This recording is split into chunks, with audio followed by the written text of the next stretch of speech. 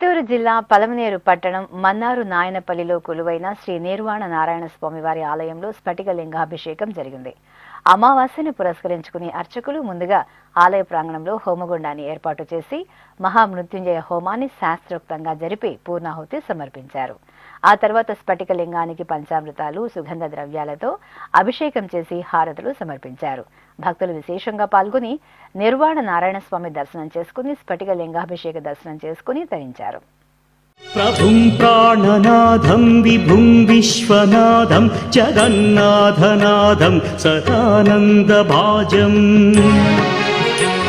భవద్భవ్యభూతేశ్వరం భూతనాథం Shivam Shankaram శంభుమేశానమీడే గళేరుండమాలం తనౌ సర్పజాలం మహాకాలకాలం గణేశాదిపాలం జటాజూట గంగోత్తరం కైర్విశిష్యం Shivam Shankaram శంభుమేశానమీడే